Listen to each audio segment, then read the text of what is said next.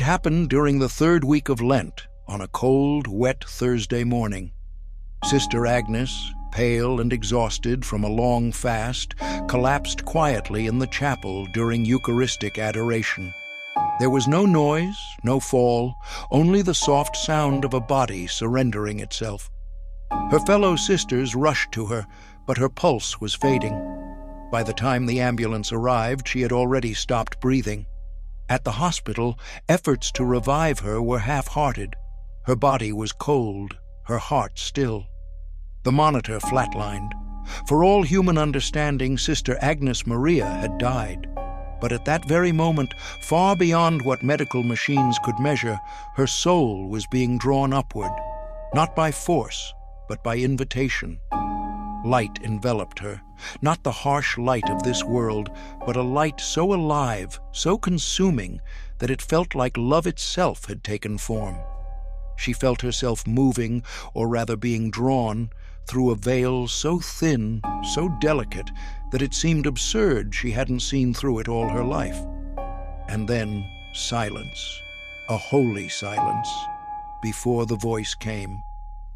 There are no words in any earthly language that can fully describe what Sister Agnes Maria saw and felt in that first moment beyond death. She would later try, but every syllable failed her. She was surrounded, no, enveloped, in something that was not just light, but truth. The light was not blinding. It was gentle, yet so penetrating that it seemed to go through every part of her, revealing everything about her. Every hidden wound, every sacrifice offered in silence, every weakness she had begged forgiveness for, every moment she had chosen love when no one was watching. Yet instead of shame, there was a mercy so intense that she could hardly contain it. She knew immediately that she was in the presence of the one she had spent her whole life loving but never fully seen, Jesus Christ. He did not speak first, and neither did she. There was no need. His eyes, more than eyes, looked into her with a depth that stripped away everything false, and yet she felt no fear. She felt known, and in that knowing, loved in a way that was terrifyingly complete. Time, as she had known it, no longer existed. She was not standing or sitting. She was simply before him. Around her, she could sense other presences, angels, perhaps saints, though she could not name them, watching silently, reverently. There was music, but not with instruments. It was like creation itself was singing, and every note told a story of salvation. She wept, though she had no body. She wept because she understood in a single moment what she had only grasped faintly in her decades on earth, that everything mattered. Every time she had forgiven when she didn't want to, every rosary prayed in the cold, every act of obedience when her soul wanted rest. All of it had been woven into something so magnificent that she could hardly bear it. And yet, even as she basked in this unbearable beauty, she sensed that she was not there to stay. Jesus finally spoke. His voice did not echo. It entered her soul. "You have loved well, Agnes, but your work is not finished." She did not want to return. Every part of her soul longed to stay. But in that one sentence, she understood. She was being sent back, not as a reward, but as a mission. And what came next would chill her to the very center of her spirit. The light around her shifted. Her view was no longer heaven. She was being shown something else, a vision unlike anything she could have imagined. A storm was gathering, and at the center of it, a man's face. She did not know it at first, but she would soon recognize him. It was Cardinal Luis, and he was cloaked in white. The image hovered before her, vivid and unmistakable, though it was not seen with earthly eyes. It was Cardinal Luis, dressed in white, the papal mozzetta over his shoulders, the garments of a pope. Sister Agnes gasped in her spirit, her soul recoiling with confusion. Cardinal Luis? The name was familiar, though distant to her cloistered world. She had heard of him through whispers among visiting clergy and the occasional letters passed between convents. He was a rising star in the church, young for a cardinal, charismatic, articulate, and media-loved. Born in the Philippines and raised in the faith, Luis Antonio Tagle had long been admired for his intellect and his passion for evangelization. To many, he was a symbol of hope, a bridge between tradition and modernity, east and west, compassion and clarity. But now, Sister Agnes saw something she had never expected. The vision shifted. The white robes remained, but so did the storm. Behind Cardinal Luis was a sky cracking with thunder, and beneath him, the church. Not just St. Peter's Basilica, but the church itself, global, mystical, vulnerable. As he stepped forward, a great trembling began. People cheered, they clapped. Media screens flashed. His face appeared on billboards, on phones, on newspapers. "A new pope for a new age," the voices shouted. Yet behind the surface of joy, Sister Agnes saw a sorrow so deep that the angels themselves seemed to turn away. There was something hidden beneath his smile, not evil, no, not a villain, but a sorrowful flaw. A door left open, a compromise not yet made, but soon to come. It wasn't pride or ambition that filled him, but something more dangerous in its subtlety, fear of division, a fear that would tempt him to unite at the cost of truth.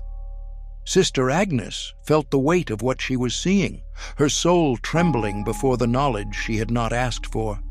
She cried out, though not in sound, "Lord, why are you showing me this?" And once again, the voice of Jesus answered her, "Because you must return and speak. The church must remember who she is. My bride must not be led astray by comfort, nor by applause.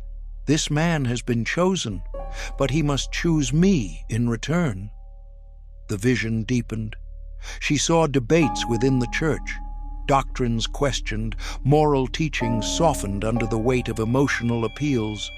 She saw many faithful Catholics confused, some leaving, others staying with hearts torn in silence.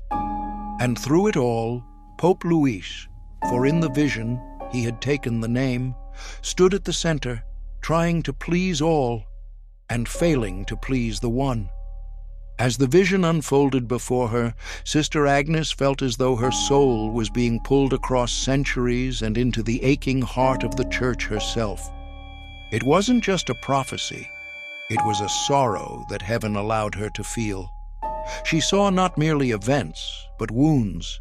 She saw the body of Christ, bruised and bleeding not from persecution alone, but from confusion, from compromise, from within. The vision sharpened. She saw churches half empty, not from apathy alone, but from shepherds who, out of fear of losing their flocks, had stopped preaching the full truth. She saw priests torn between mercy and doctrine, walking a tightrope that grew thinner by the day.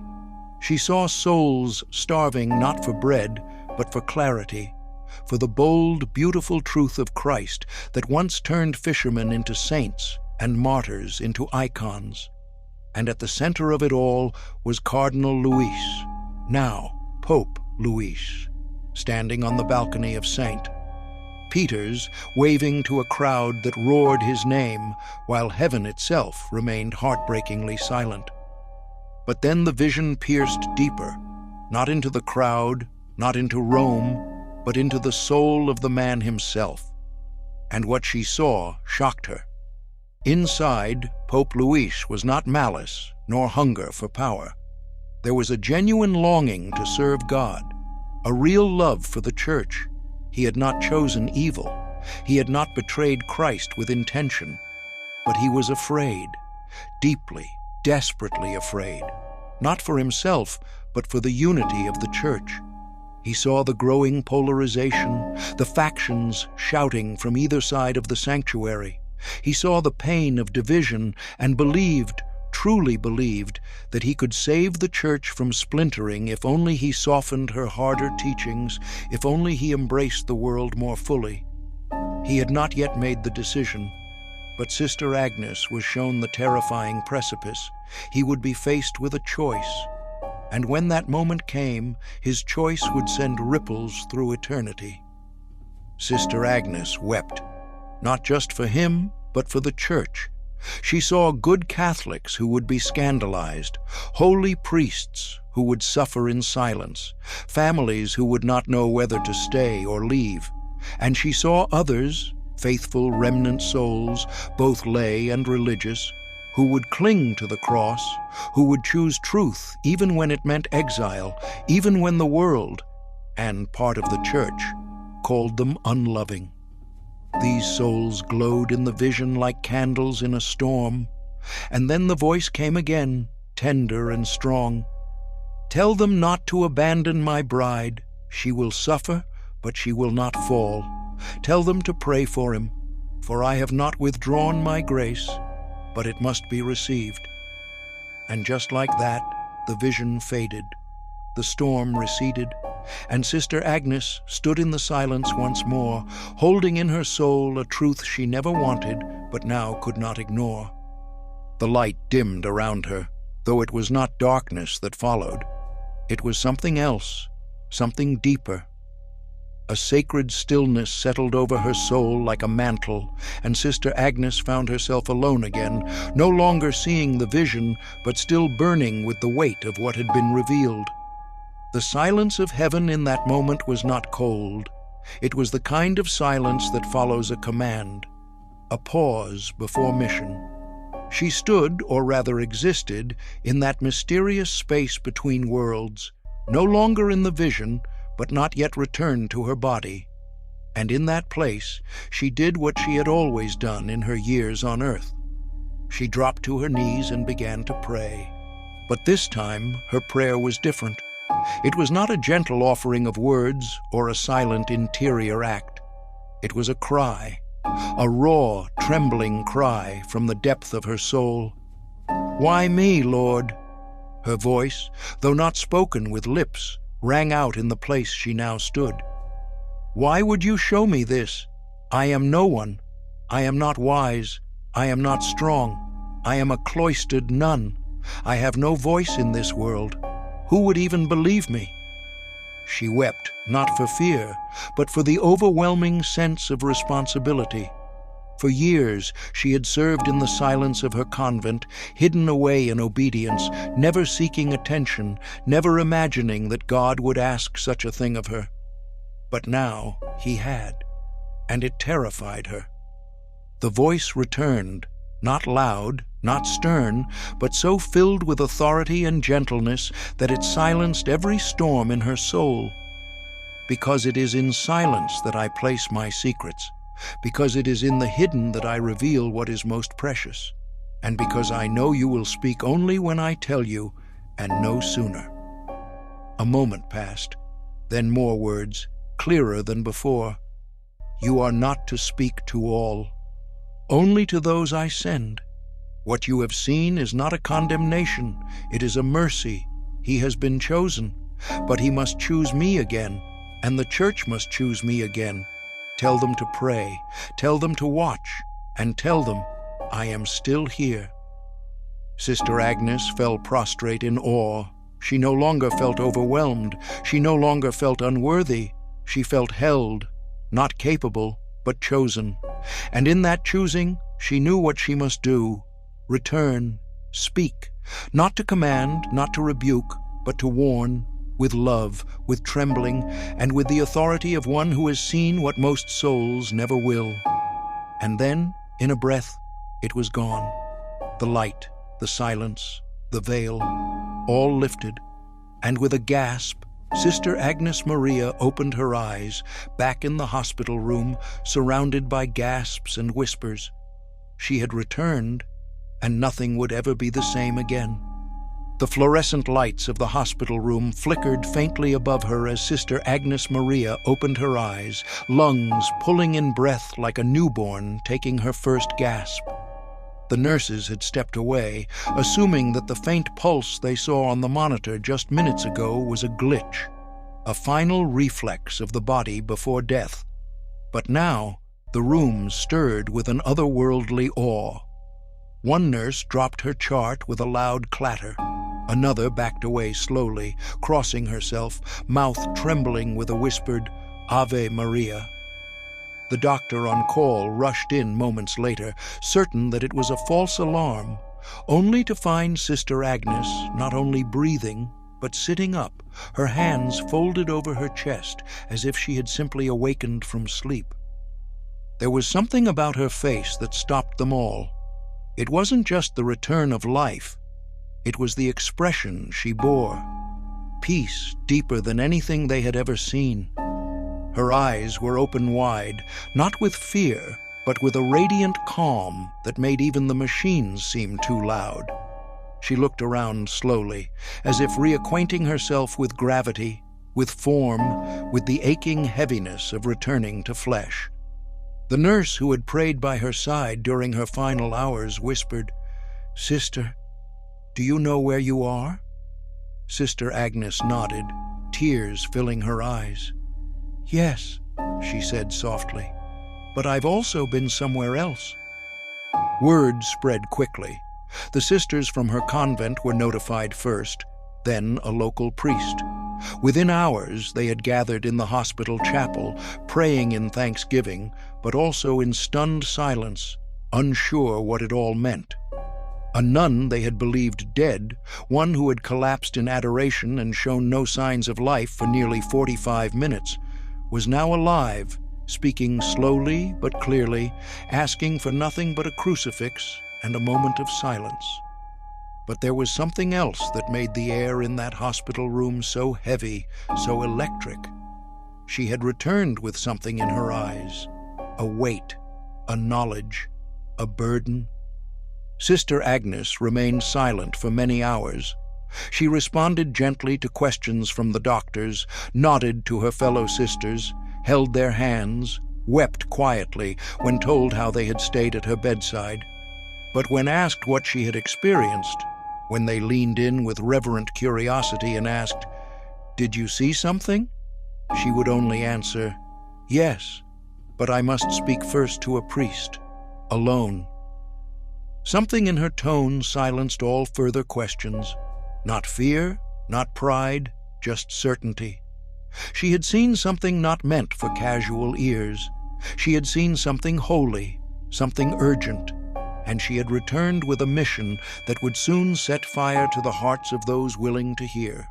By the evening of her second day back, the hospital had quieted. Visitors had come and gone, each moved in ways they couldn't explain.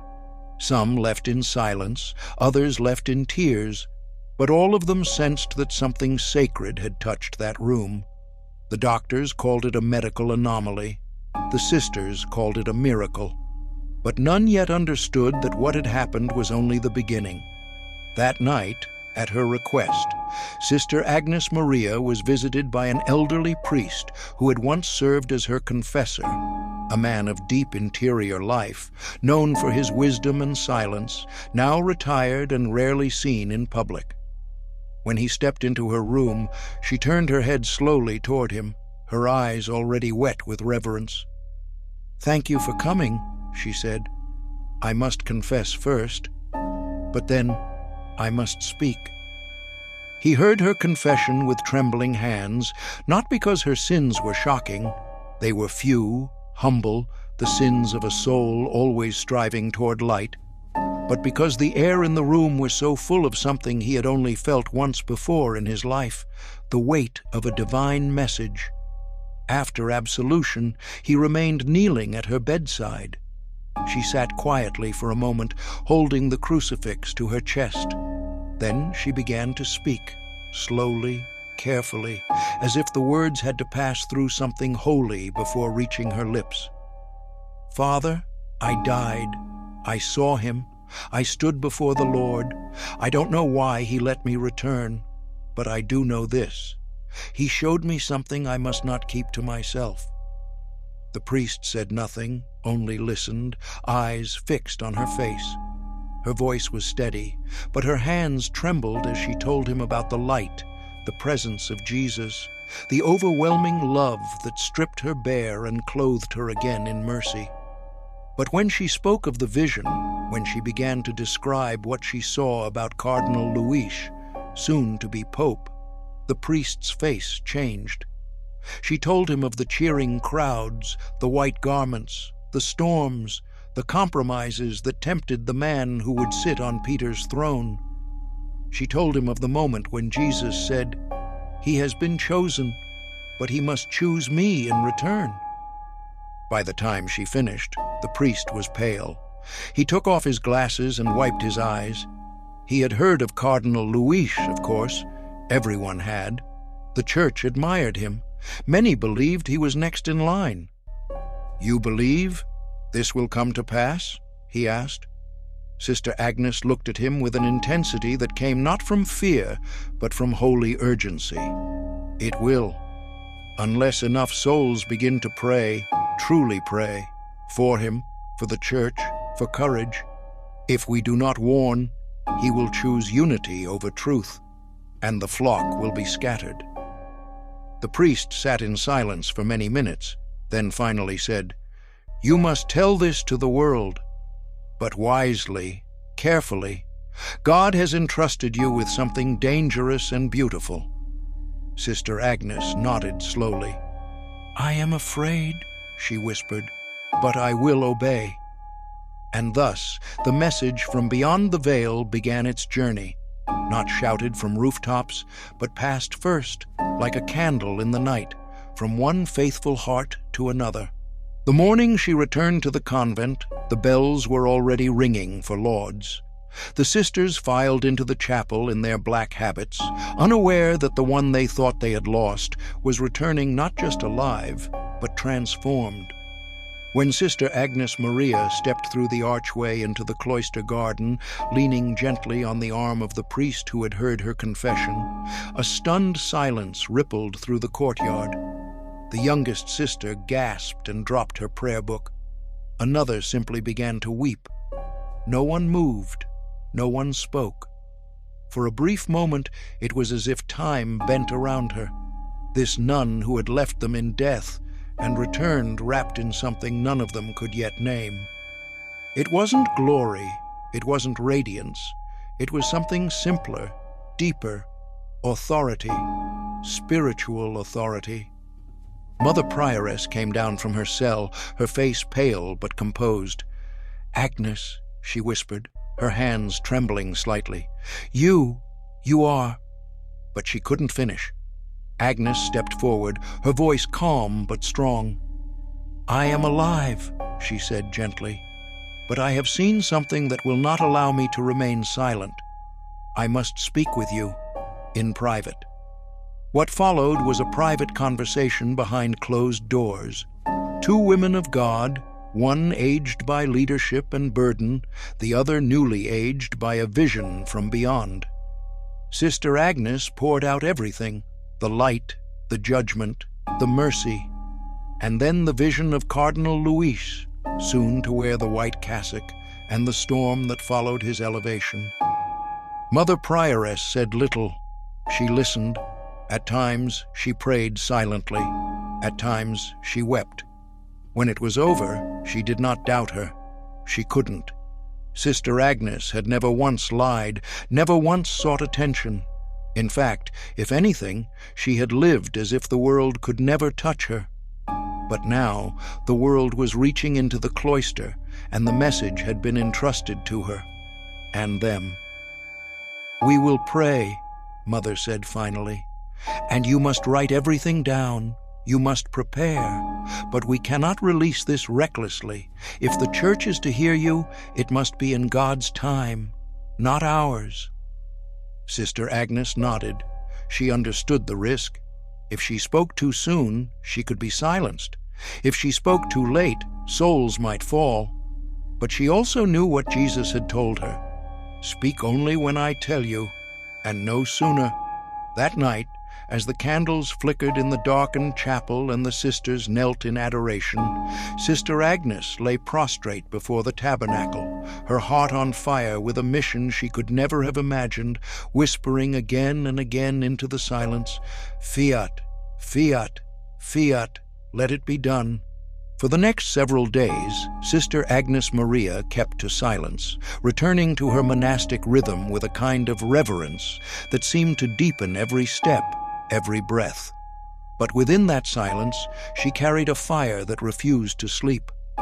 With the blessing of Mother Prioress, she was given time each afternoon to write, not mere recollections, but a sacred testimony. A notebook was placed before her, its blank pages waiting to receive the weight of heaven's message. She began with trembling hands, praying before each sentence. What she wrote was not poetic nor dramatic. It was raw, exact, and unflinching. She documented what she had seen with the clarity of one who had been both witness and participant: the judgment, the vision of the Church, the face of Cardinal Luis, and the storm of confusion to come. Her pen rarely stopped, except to weep. She wrote of the temptation the future pope would face, the pressure to unite at the cost of truth, the slow shifting of words and meanings, the erosion not of dogma on paper, but of doctrine in practice.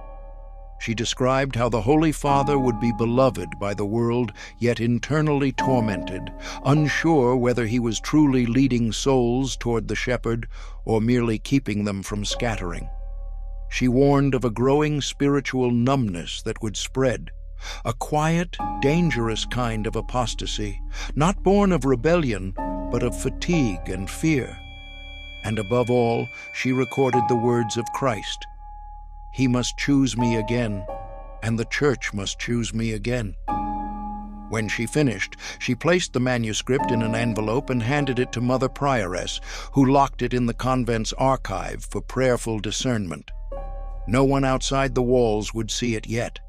But then something strange began to happen. Letters began arriving at the convent, not random, but from 3 different religious houses across Europe, each from women who had experienced dreams or interior promptings of urgency about the Church and about a man in white. They knew nothing of Agnes's vision, but their descriptions echoed her words almost exactly. One wrote, "I saw a pope with a tender heart, but torn hands. He was building, but the stones would not stay." Another wrote, "There is a voice within me that cries, 'Warn him! Warn him before May.'"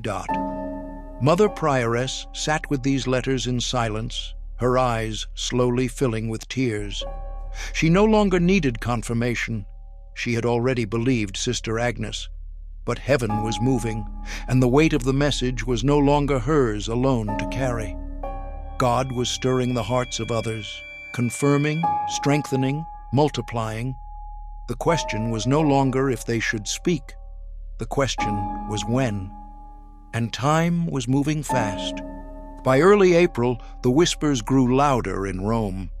Pope Francis, though still appearing at Sunday Angelus and key liturgical events, had grown noticeably weaker. His voice, once steady even in age, now trembled under the weight of exhaustion. His homilies were shorter, his schedule lighter, and more often he was seen seated in deep contemplation, not just of the Church's many burdens, but of eternity. Vatican insiders said little officially, but everyone close to him knew his time was drawing to a close. Rumors swirled, not out of gossip, but concern. Cardinals began traveling more frequently to Rome. News outlets posted respectful retrospectives on his legacy. And quietly, without spectacle, the sacred machinery of the Church began preparing for the unimaginable, the end of a papacy. At the convent, Sister Agnes felt every tremor in her spirit. Though she had returned to prayer and work, her interior life had become one continuous conversation with God. The sense of urgency within her had not faded. It had sharpened. She did not wish for the Pope's passing. She loved him, prayed for him, even as she was shown that his departure would set in motion the next chapter of heaven's warning. One afternoon, as she walked slowly through the convent's walled garden, her rosary in hand, a young sister approached her breathless with a newspaper. "They say Cardinal Luis has been called to Rome," she said. "He's being mentioned everywhere now. Some say he may be the next pope." Sister Agnes took the paper in her hands, her heart pounding. There it was, the same face from her vision, the same gentle eyes, the same humble smile. She felt no anger, no disdain, only sorrow, deep sorrow. For she knew something the world did not. He was not a villain. He was not a heretic. He was a man caught between light and shadow, one who could do tremendous good or great harm, depending on which voice he chose to follow when the world called his name. She excused herself and returned to the chapel, kneeling before the tabernacle. Her voice was barely a whisper. "Lord, give him the courage to choose you. Give us all the courage to speak." Later that night, Mother Prioress gathered the sisters. With grave serenity, she read aloud a short letter she had received from a bishop who had once served in the Secretariat of State.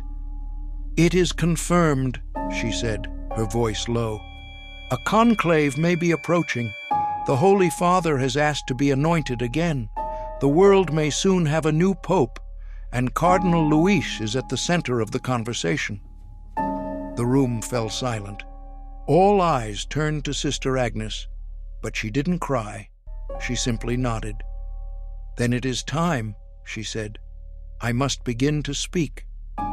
The candle flickered as Sister Agnes sat at her small wooden desk in the corner of the convent's library, a sacred place where scripture lined the walls and the scent of incense from daily adoration lingered faintly in the stone. Before her sat a single sheet of paper, blank but already heavy with the weight of what would be written. For 3 days she had fasted. For 3 nights she had begged the Holy Spirit to guide her hand. And now, with trembling fingers, she began to write, not as a visionary, not as a prophetess, but as a servant of the Church she had vowed to love unto death. Her opening line was not dramatic. It was a cry. "To the shepherds of the Church, I speak not of my own authority, but from what was shown to me in death by the mercy of Christ." Line by line she poured out her soul. She described her death, her encounter with Christ, radiant, loving, and unyielding in truth.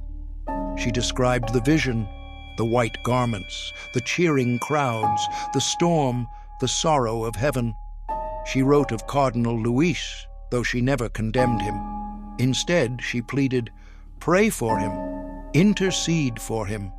He has been chosen, yes, but his path has not yet been sealed. He stands on a threshold, and if he listens to the wrong voices, the Church will suffer in ways not seen for generations, not from external persecution, but from internal confusion." She did not speak of political matters. She made no mention of names beyond what had been revealed. She wrote with the simplicity of a nun and the trembling urgency of one who had been given a burden too heavy to carry alone. At the bottom of the page, she signed her name. Not Sister Agnes Maria. She simply signed, "A servant of the crucified." With the approval of Mother Prioress, the letter was typed, translated, and sent in sealed envelopes to 3 key recipients: a cardinal known for his holiness, a bishop with influence in the Curia, and a hidden community of contemplatives who would begin the prayer chain that Sister Agnes believed would be the only thing powerful enough to shift the tide. And then they waited. 3 days later, on the morning of Divine Mercy Sunday, the news came. Pope Francis had passed quietly in his sleep, surrounded by prayer, the Divine Mercy chaplet being whispered at his bedside by those closest to him. The Church mourned, as she should, but the world also watched with wide eyes. Cameras turned to Rome, commentators speculated, and Sister Agnes, kneeling in the convent chapel, whispered her final prayer of preparation. "Now, Lord, let your will be done, even if the world is not ready." The conclave was called swiftly. Cardinals arrived from every corner of the globe, some solemn, others quietly hopeful, each carrying within them their own prayerful vision for the Church's future. In the Sistine Chapel, the fresco of the Last Judgment loomed overhead, bearing down on every elector with silent, eternal gravity. The doors were sealed, and the world watched as the smoke began to rise. Black at first, as expected. The process would not be rushed. But among the gathered cardinals, Cardinal Luis felt a restlessness growing within him that had little to do with politics and everything to do with the ache in his soul.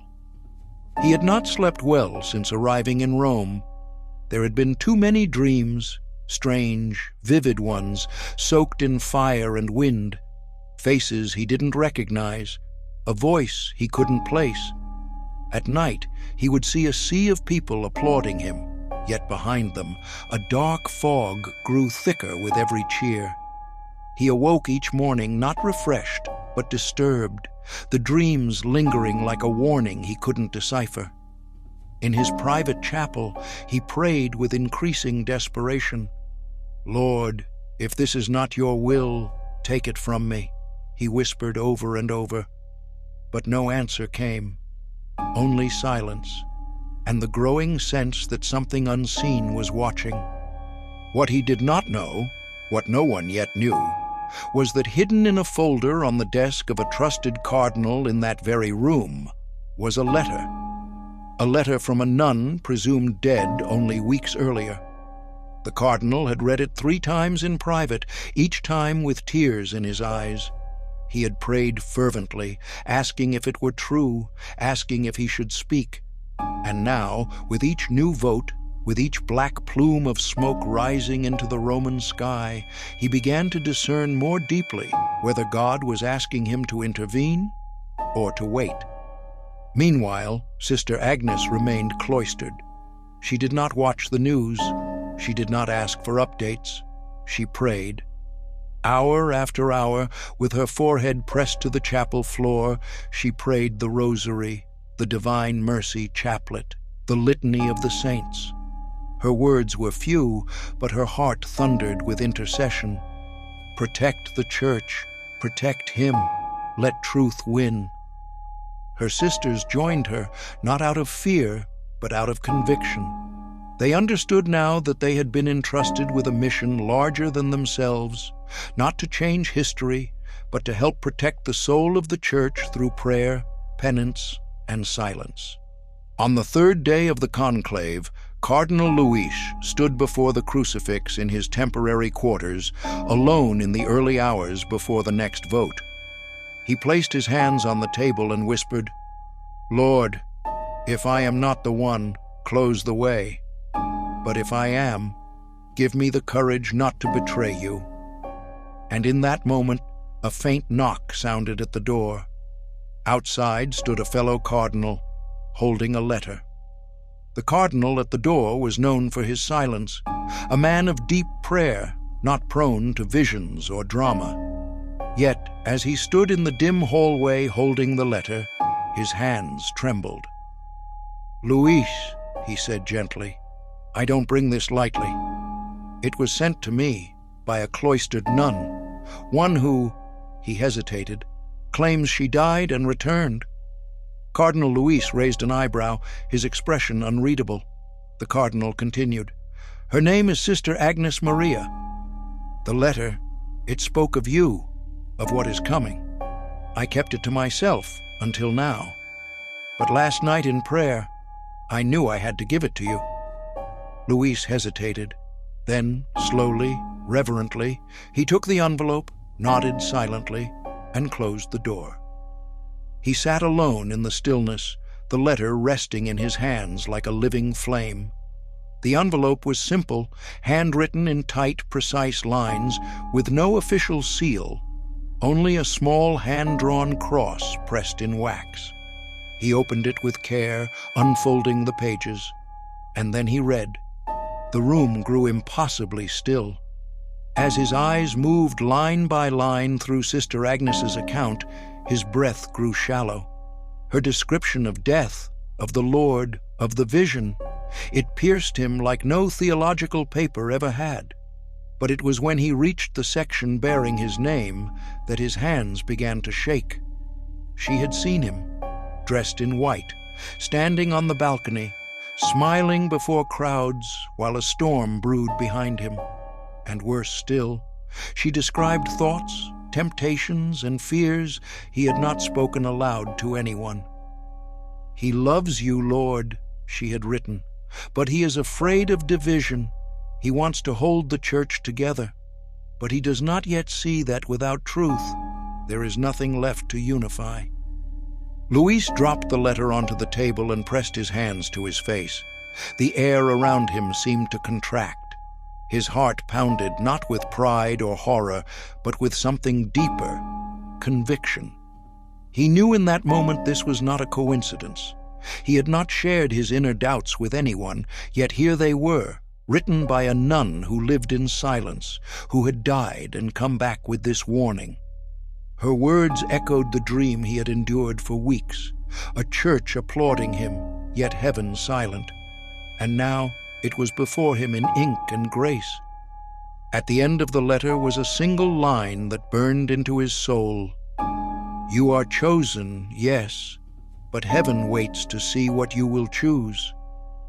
He read that line again and again, his soul stripped bare by its honesty. This wasn't a condemnation. It was a rescue, a final call before the moment came.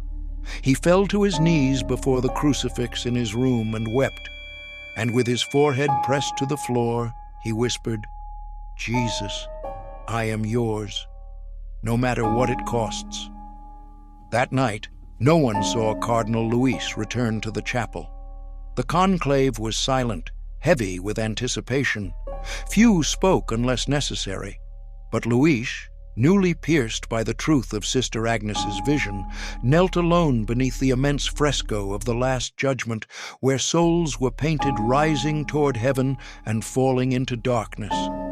The flicker of candlelight danced over his face, now lined with tears. His prayer was not poetic, it was raw. "Lord, I cannot do this without you. If I am to lead, you must lead through me. Take away my fear. Take away my need to be accepted. If unity costs truth, let me lose unity. If the world turns on me, let me still choose you. If I wear white, let me not forget the red you wore first."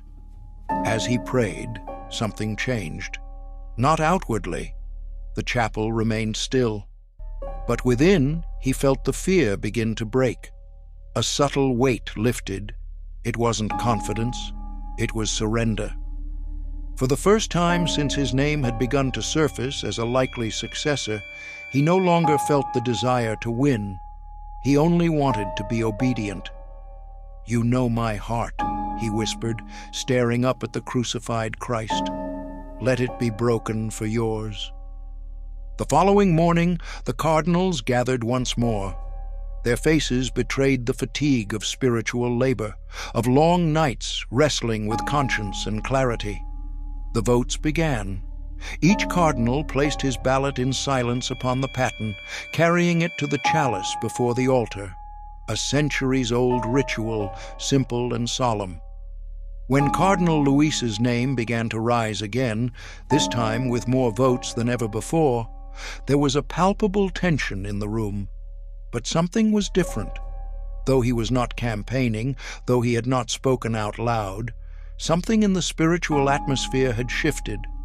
Then, unexpectedly, a few other cardinals began changing their votes, some moved by dreams, others by a strange stirring they could not explain. One later said, "It was as though the Spirit whispered, 'Not yet, not like this.'" A pause descended upon the process. Enough votes had been cast for Luis to win, but there was hesitation, a holy kind of hesitation. The result was not announced. The smoke rose again, black. Outside, the world waited with bated breath. But inside the Sistine Chapel, God was breathing.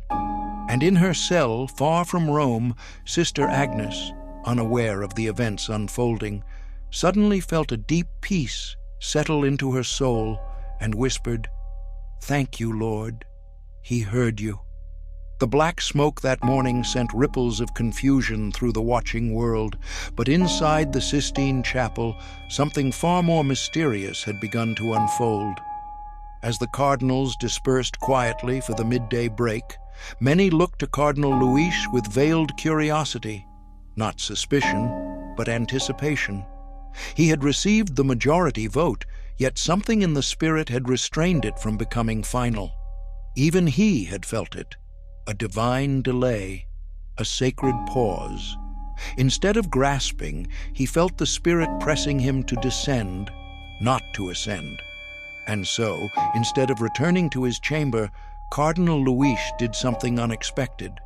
He asked for a private meeting with one of the oldest and holiest cardinals present, a man who had known both John Paul II and Benedict XVI personally, and who had voted in 2 previous conclaves. They met in a quiet room, small and dimly lit, with an icon of Christ Pantocrator on the far wall. Luis didn't speak at first. He simply handed the elder the letter, Sister Agnes's vision. The cardinal read it slowly, in full. When he finished, he looked up with tears. "She saw this?" he asked softly. Luis nodded. "I believe she did, and I believe the Lord allowed me to receive this, not to deny the papacy, but to surrender to it completely, even if it means being hated." The elder leaned forward. "And are you willing to be hated, Luis? Not by enemies, but by your friends? By the world? Are you ready to lose applause, to gain the cross?" Luis looked down, hands folded, and whispered, "Yes, I am ready." There in that small room, the 2 men prayed. It was not a strategy meeting. It was a consecration. Cardinal Luis took a handwritten vow, on his knees before the Blessed Sacrament, to defend the truth of the faith without compromise, even at the cost of popularity, even if the Church herself turned cold toward him. "I will serve," he said aloud, "but only if I can serve Christ first." The elder laid a hand on his head, whispering a blessing. "Then may the Lord make you not popular, but holy, not praised, but faithful. May your voice be his voice." Word spread among a few other cardinals. Quiet conversations began. The Holy Spirit, who had hovered over those waters in the beginning of creation, was now stirring again, not in noise, but in silent conviction. No alliances were formed, no political pressure was applied, and yet, without coordination, hearts began to shift. That afternoon, the cardinals entered the chapel differently, not to make a pope, but to listen more closely to the Lord. And in the convent hundreds of miles away, Sister Agnes looked up from her rosary and whispered, "He's choosing him. He's really choosing him." The sun began to dip behind the rooftops of Rome as the cardinals filed once more into the Sistine Chapel, their footsteps slow, steady, prayerful. The weight of what was coming could be felt in the very air, thick, sacred, charged with more than human decision. Above them, Michelangelo's Last Judgment gazed down with solemn, eternal eyes. Beneath that celestial weight, each cardinal approached the altar, ballot in hand, whispering the ancient Latin oath, "Testor Christum Dominum qui me judicaturus est." I call as my witness Christ, the Lord, who will be my judge. Cardinal Luis walked last, not with confidence but with quiet surrender. As he placed his ballot in the chalice, his heart whispered what his lips did not, "Fiat Domine. If you still call me, then let it be done through you and not through me." He returned to his seat and closed his eyes. For him, the outcome was no longer the concern, only obedience. Outside, thousands gathered in the square, watching the chimney with restless hearts. The sky was painted in strokes of orange and gold. Reporters speculated, pilgrims prayed, tourists held up phones. And then, at precisely 6:41 p.m., white smoke. The crowd erupted. Bells from St. Peter's began to ring, their voices soaring across Rome like the wings of angels. In the cloister of the Carmelite convent, a sister burst into the garden weeping. "It's white," she whispered. "They have chosen." Mother Prioress turned slowly toward Sister Agnes, who stood already at the altar, her hands folded, her face unreadable. She didn't ask for news. She simply nodded once, slowly. "Then we must pray harder now," she said. "His trial is just beginning." In the Vatican, the world held its breath. The curtains on the balcony remained closed. Behind them, the new pope, not yet named publicly, had removed his red mozzetta and knelt in a small private chapel just off the Sala Regia. His first act as pontiff, not to wave, not to speak, but to fall to his knees and weep before the Eucharist. He placed Sister Agnes's letter at the foot of the tabernacle. "You warned me," he whispered. "Now help me." He made one vow aloud. "No compromise, even if I lose everything." Then, at last, the moment came. The Cardinal Protodeacon appeared on the balcony. With a firm voice that cracked slightly from emotion, he declared, "Annuncio vobis gaudium magnum, habemus papam." The name that followed was unmistakable. Cardinalem Ludovicum Sanctae Ecclesiae Romanae Cardinalem Tagle. The new pope emerged, humble, tear-streaked, smiling faintly, not triumphant, but trembling. He raised his hand in blessing, paused, and then said in a soft, steady voice, "Before I bless you, I ask you to pray for me, that I may choose him every day." The name Pope Luis spread across the world in moments, whispered in pews, shouted from balconies, tweeted across continents. News outlets rushed to explain who he was, a man of compassion, intelligence, and humility. A Filipino cardinal now stepping into the shoes of Peter. For many, it felt like a breath of fresh air. Young people rejoiced. Headlines lauded the gentle reformer. Interviews with those who knew him spoke of his warmth, his tears, his closeness to the poor. But beneath the joy, a tension stirred, invisible to most, but not to heaven. Within hours of his election, invitations poured in, requests for audiences, media access, and collaborations. Bishops from progressive sectors wrote in celebration. Political figures expressed hope for a more open church. Quiet meetings were proposed. Voices that had long waited for a softer stance on moral issues began to lean forward. Some within the church saw in Luis a bridge. Others saw a tool. But he, now seated on the throne of Peter, saw only the crucifix. That night, as the applause faded and the cameras turned elsewhere, Pope Luis sat alone in his papal study. A letter from Sister Agnes laid before him once more. His heart felt torn in two. The pull to unify the church, to calm her aching divisions, pressed hard on his soul. But the words she had written echoed louder than the applause outside. Without truth, unity is an illusion. He knew what they wanted from him. He knew the expectations. He knew that to walk the narrow road would mean offending many, disappointing many more, and being misunderstood by those closest to him. And yet, a deeper fear loomed. What if the voices within the church began to turn against him, not from outside, but from within the very walls of the Curia? Already some whispered about his first remarks. Some noticed his choice not to address politics in his opening address. Some questioned his refusal to immediately signal policy shifts. The Church had not yet seen it, but Pope Luis could already sense it. A coming resistance, not from enemies of the faith, but from those who believed they were saving it by reshaping it. Back in her convent, Sister Agnes remained in prayer. Her body grew weaker with each day. The effects of her death and return were still not fully understood, but her heart grew stronger. And that night, as she knelt in adoration, she received another interior whisper, not a vision, but a confirmation. He has chosen me, but now the testing begins. On the 10th day of his pontificate, Pope Luis made a decision that would mark the beginning of his battle, not against the world, but within the very heart of the Church.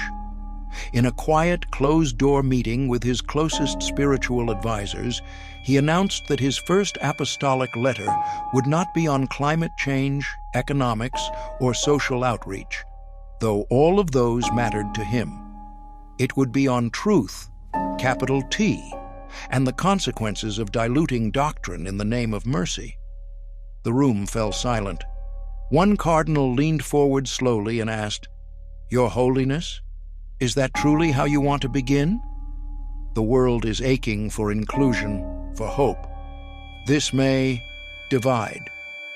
Pope Luis looked him in the eye and said gently, "Hope without truth is false comfort. Mercy without repentance is not love. It is abandonment." Word of the document's theme spread quickly through the Curia. Some rejoiced, others grew nervous. There had long been talk in certain circles about reimagining parts of Catholic moral teaching to make it more palatable to the modern world. Quiet drafting groups had been exploring new pastoral approaches to difficult issues: sexuality, sacramental discipline, interfaith relations. These weren't heretics.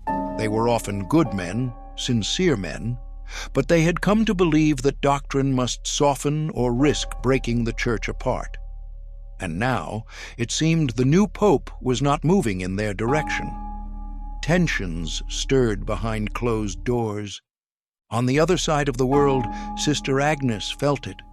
As she sat alone in her cell after Compline, a heaviness came upon her soul. Not fear, but burden.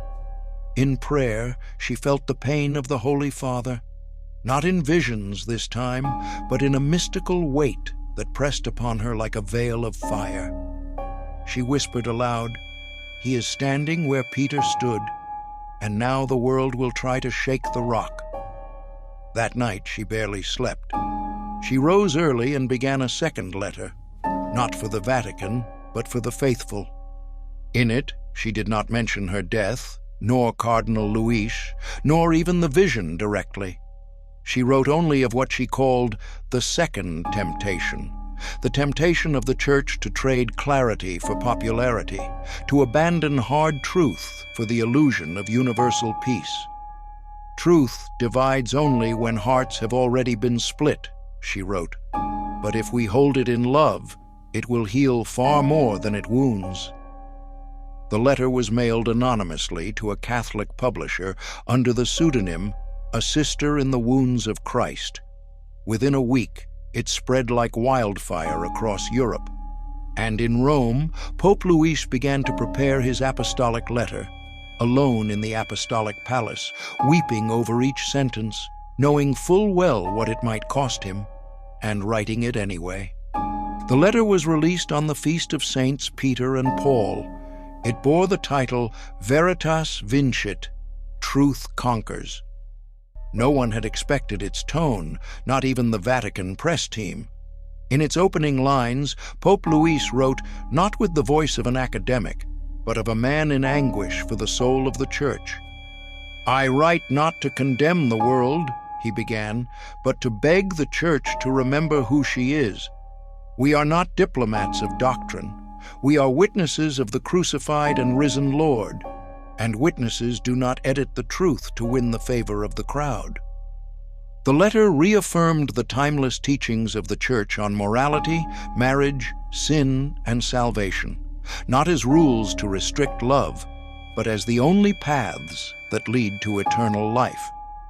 Pope Luis called for pastors to speak with clarity once again, for catechists to stop apologizing for the faith, and for Catholics everywhere to reject the temptation to make Christ more acceptable by making him less recognizable. "We are not ashamed of the gospel," he wrote boldly, "even when the world calls it cruel." Mercy divorced from repentance is spiritual flattery. The gospel is not an invitation to comfort, it is a summons to holiness. The letter ignited something few had expected, a storm. Some bishops praised it, wept over it, read it from their pulpits. Others remained silent. A few, privately, were furious. Articles surfaced within hours calling the Pope regressive, tone-deaf, uncompassionate. Major secular newspapers labeled the letter a step backward. Even within Catholic academic institutions, debates flared. Professors issued open letters. Social media exploded. Some questioned whether the Pope truly understood the world anymore. But amidst the uproar, something else began to happen. Something quieter. Confession lines grew longer in certain dioceses. Young priests began quoting the document during homilies. Laity, who had long felt adrift, rejoiced that, at last, someone was speaking clearly again. A generation that had grown weary of ambiguity heard in Pope Luis not judgment, but fatherhood. Some, for the first time in years, returned to Mass, not because the letter was popular, but because it was true. In the cloister of the convent, the sisters gathered to read Veritas Vincit aloud together. When the final line was spoken, "And if we lose everything but Christ, we have lost nothing at all," Sister Agnes bowed her head and wept. She saw the vision again, not in images this time, but in memory. The storm, the crowds, the man in white, and the silence of heaven that had become a whisper of grace. The storm had begun, but the shepherd had not run. The days that followed the release of Veritas Vincit were unlike anything the Church had seen in decades. Inside the Vatican, a tension settled over the Curia like a veil, not explosive, but sharp and cold. Meetings once marked by cautious diplomacy were now heavy with quiet glances, cautious phrases, and long silences. Some prelates praised the letter in public, but voiced grave concern in private. Others, more bold, began maneuvering. Memos were exchanged. Discussions emerged about moderating the papal tone. One high-ranking official was overheard saying, "He is sincere, but he is isolating us from the modern world." Pope Luis heard the murmurs. He saw the shifting glances in the hallways, and though he never named names, he felt the weight of isolation begin to press against him. He continued to pray in the chapel late at night, often weeping silently beneath the crucifix, whispering the same 7 words again and again. "Let me be faithful. Let me be small." He had expected resistance from the outside. He had not expected to feel it so close, so inward, within the sacred walls of Peter's house. But still, he did not turn back.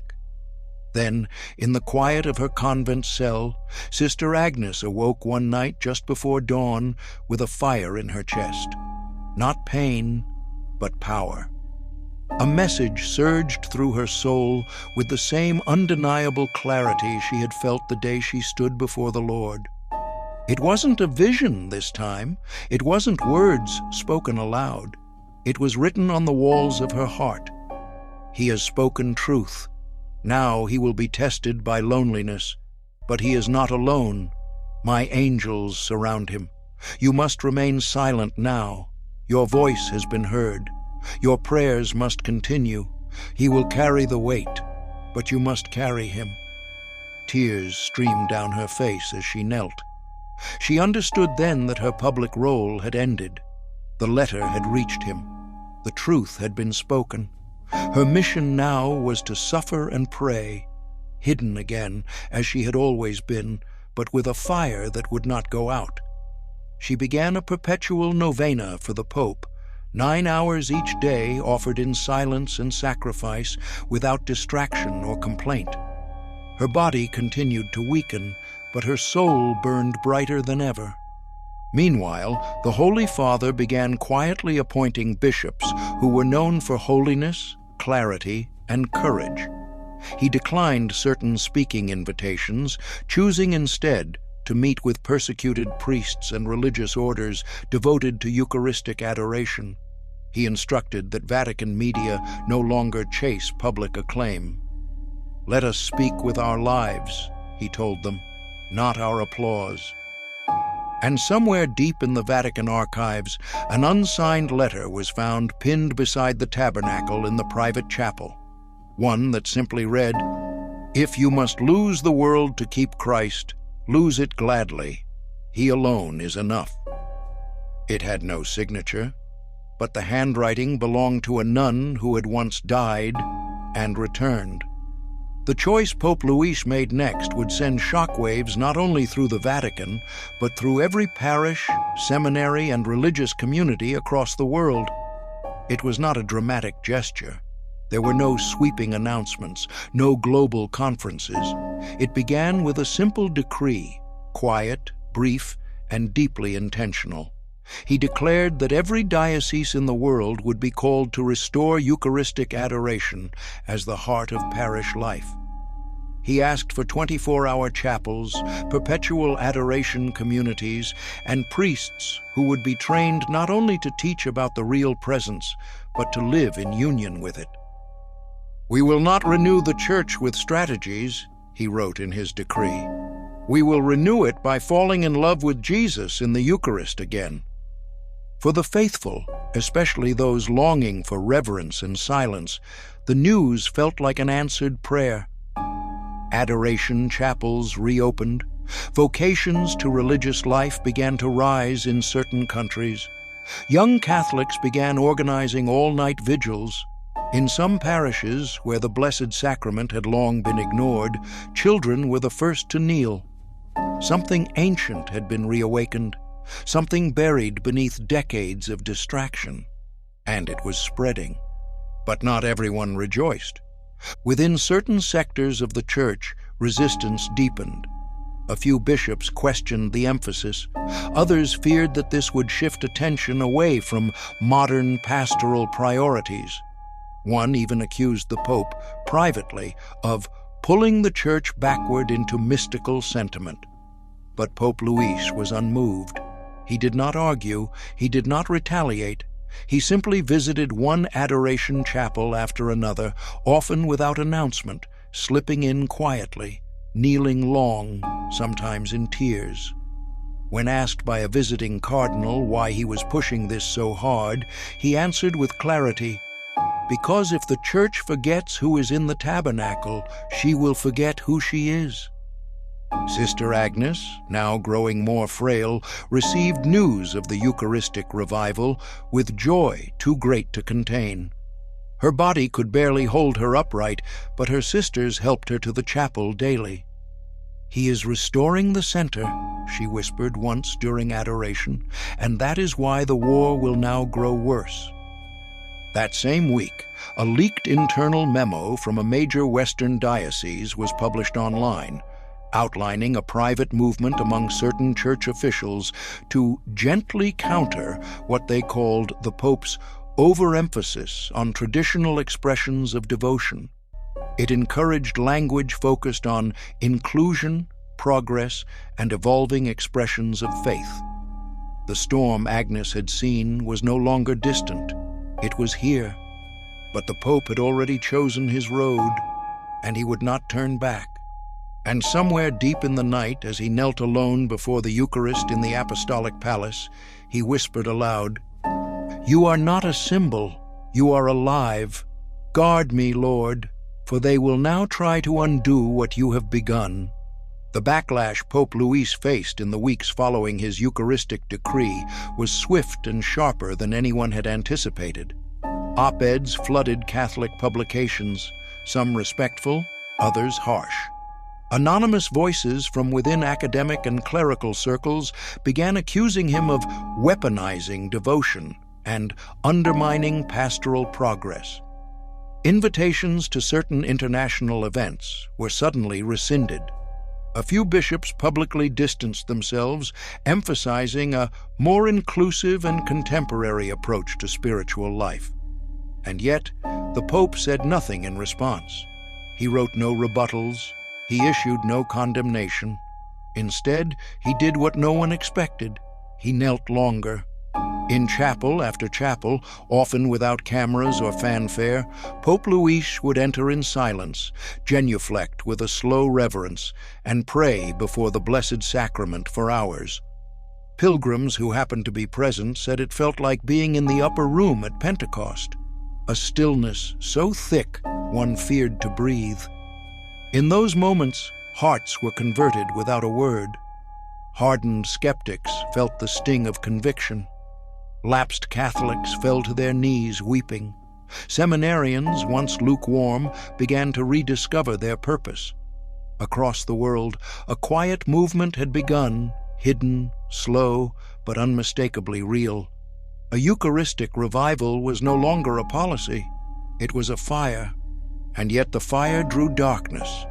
In one seminary in Europe, a revered professor of theology publicly resigned, claiming that the Pope's actions were spiritually coercive. In several dioceses, previously scheduled Eucharistic processions were canceled without explanation. Documents began circulating arguing that traditional devotions were a form of spiritual nostalgia incompatible with modern pastoral theology. The Church seemed caught in a battle that was no longer about the Pope alone. It was about identity, about whether Christ truly reigned in the center, or whether he had been quietly replaced by something more manageable.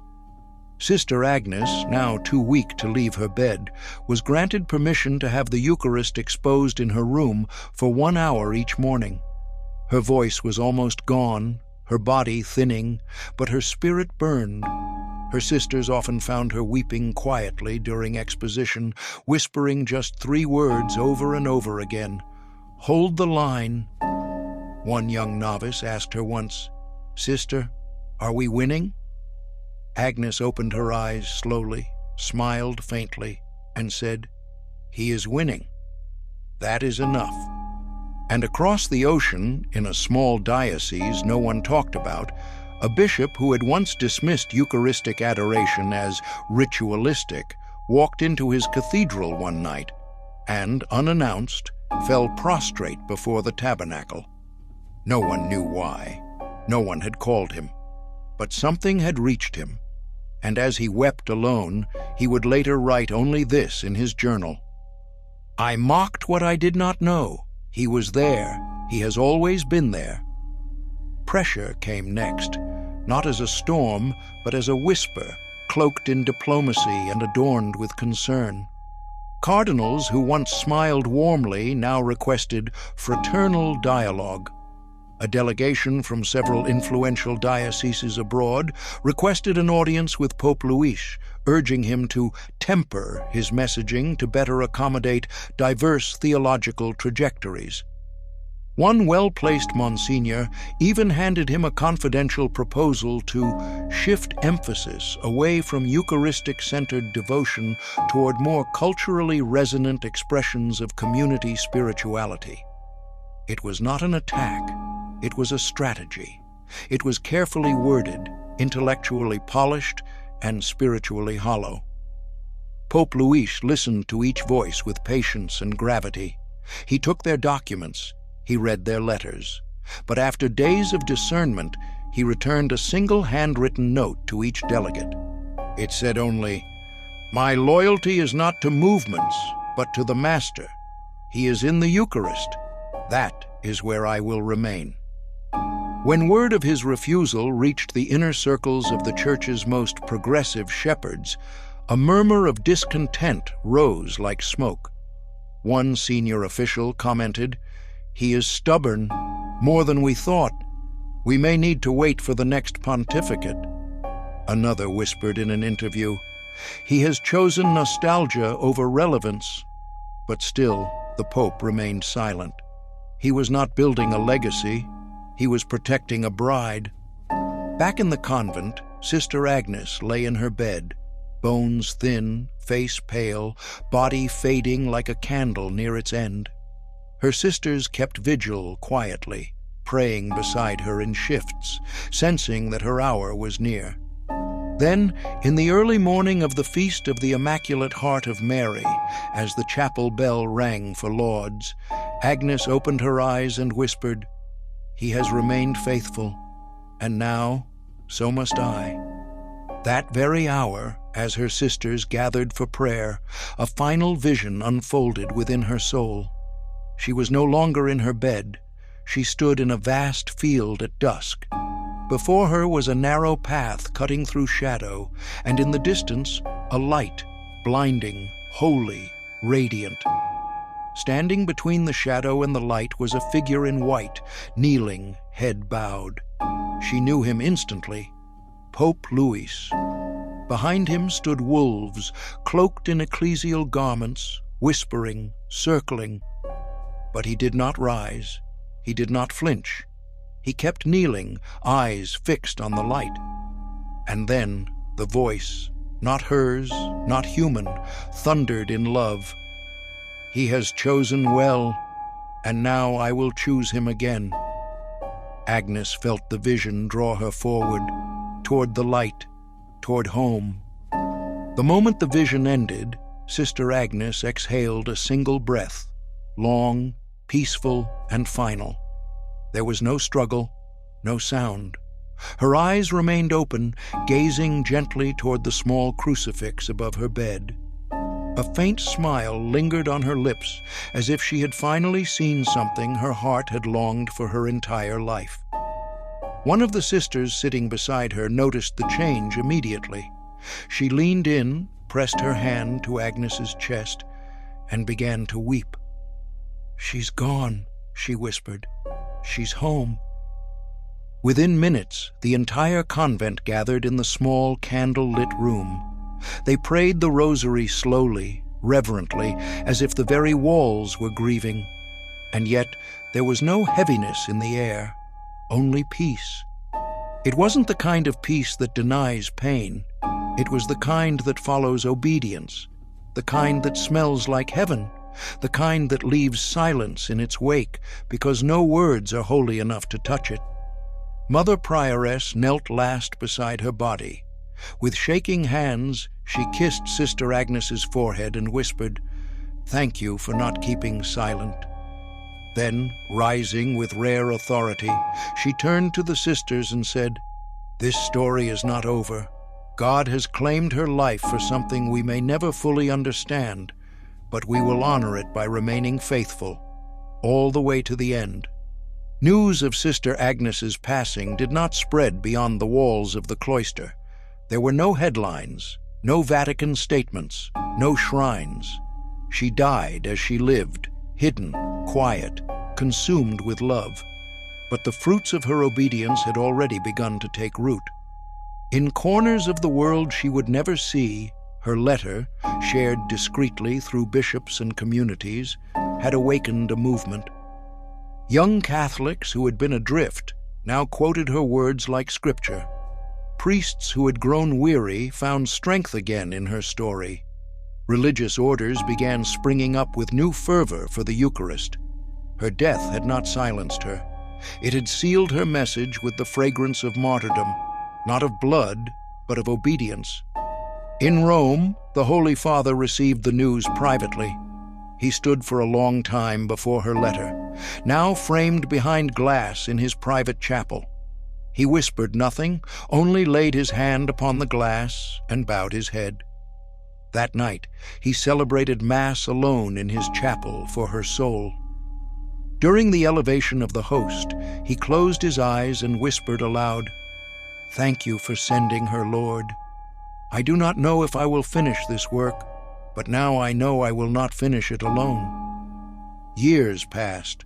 The storm Sister Agnes had seen never disappeared, but it did not destroy the Church. It tested her. It refined her.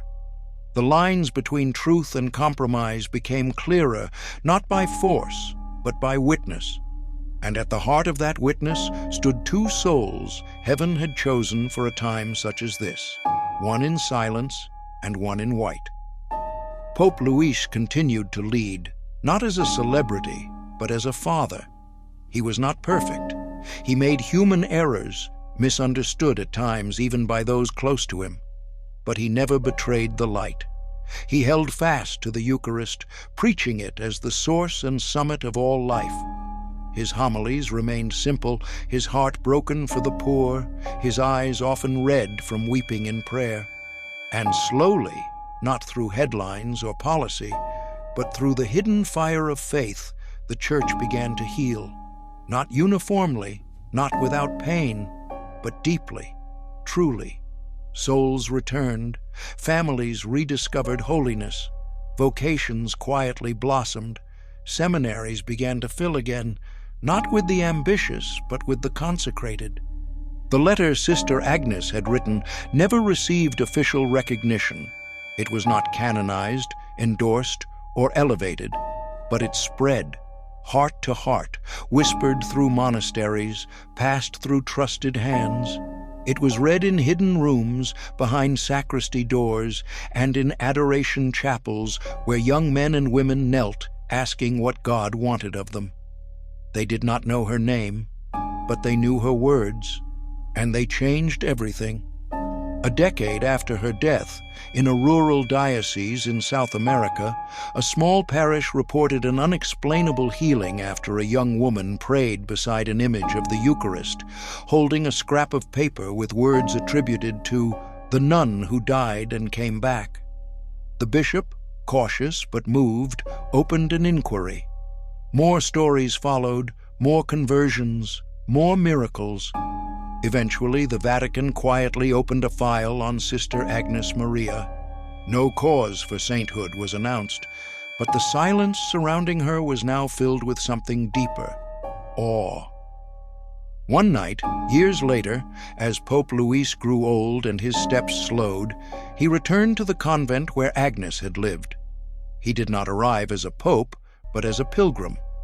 The sisters, now elderly themselves, wept quietly as he entered the chapel and knelt where she once had. No photographers were present, no microphones, only the tabernacle and the memory of a soul who had obeyed at the cost of everything. He prayed for an hour in silence. Before he left, he whispered a final vow before Christ. I chose you once, I choose you still. I will choose you until the end. And the Church, though still bruised, still misunderstood, still human, stood firm, because one nun had returned with a warning, and one man had dared to listen. With a warning, and one man had dared to listen.